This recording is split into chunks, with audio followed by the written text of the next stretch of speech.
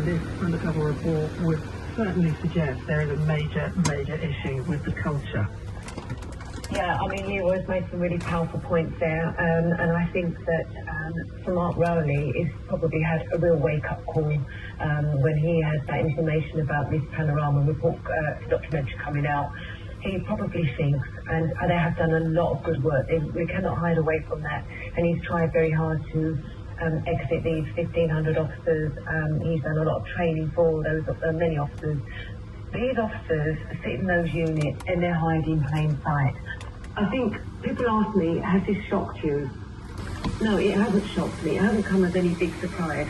I think what the shocking aspect of this is that in 2022, Charing Cross had Operation Bottom, and you had the number of officers that had all the WhatsApp groups, the misogynistic, the racist comments, everything.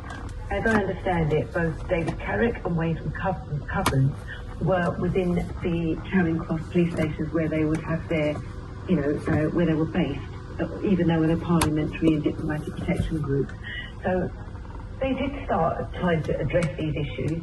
They dismantled the senior leadership team then. They moved people around. I think what they did was they got, they just thought, okay, this is fine, we've solved most of the problem here. What they didn't look at was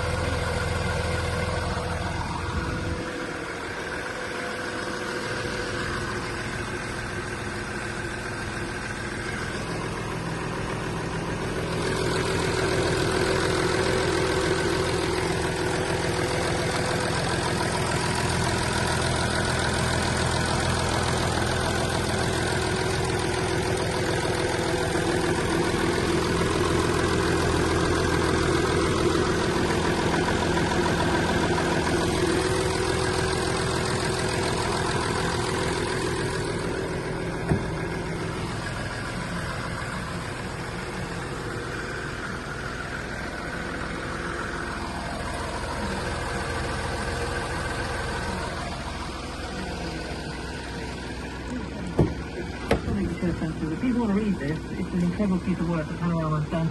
It's on the BBC News website. Sergeant Joe McElvenny is recorded talking in graphic terms about his sex life. He's talking about it openly, loudly, and apparently you can hear female colleagues, can you hear?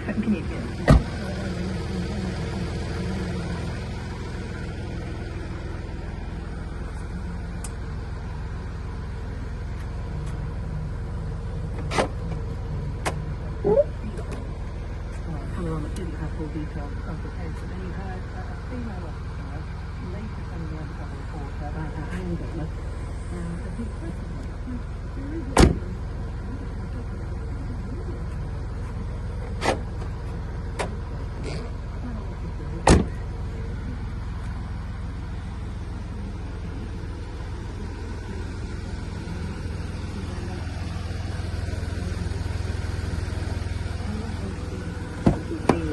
Now, Sir Mark Rowley will say that we had a number of officers that are calling out the misogynists, the racists, Islamophobics and so on.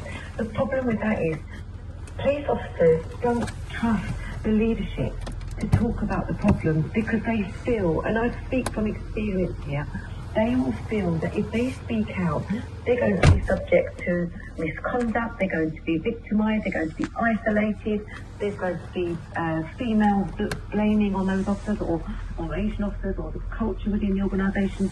This label about banter still hasn't left policing. I think it's a real shame that there's a real issue here amongst the leadership. How is it that these catastrophic issues that have now been identified within Charing Cross